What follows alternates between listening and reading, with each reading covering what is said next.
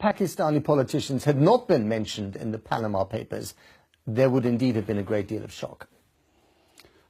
Yes, everyone expected that our ruling elite would be somehow come out in the Panama Papers. But I think it was very important because until now, they would just wave these allegations off as pure conjecture. There were no proofs. This was just the opposition making the noises. Now the problem is with the Panama Papers coming up, you know, for the first time, the Prime Minister has to explain where did this money come from? These offshore companies. How did he get the money across? He's basically been accused of money laundering, tax evasion, corruption, and not declaring his assets. So these are all major offenses, which until now, he just didn't bother to answer these charges. But if you're pointing the finger of accusation, you have to do so with a clean conscience. So what about you? Well, I've never been in power.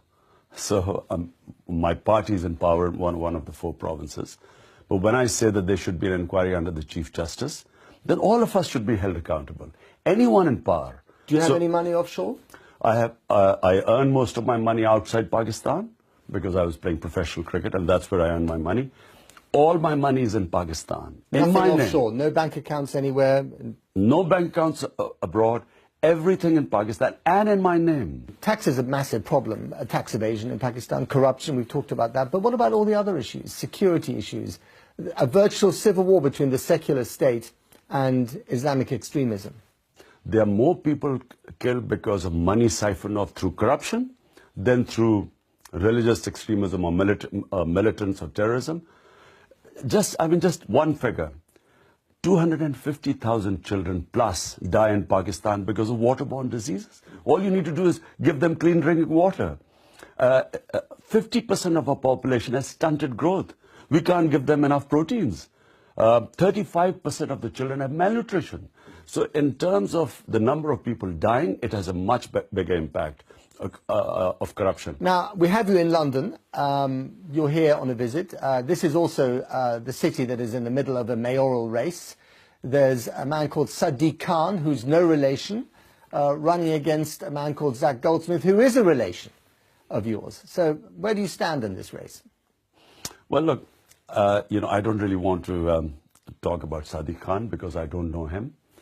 Zach, I know for over 20 years. And the brother of your ex-wife. Yeah, and I'm one of the few people who urged him to come into politics. Zach Goldsmith's campaign issued a leaflet calling the opponent, Sadiq Khan, radical and divisive as a Muslim. And that was seen as a huge offence by the Muslim community here in London.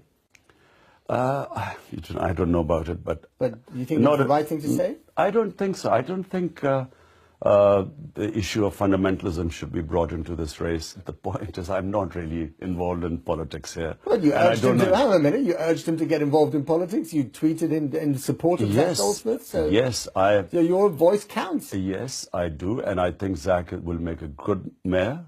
I think he will be good with the minorities, with the Pakistani community, and that's what I know of Zach. How can I not back him when I'm the one who urged him to come into politics? But as far as the fundamentalist claim against the opponent, well, I don't know what led to it, but maybe that wasn't a good move.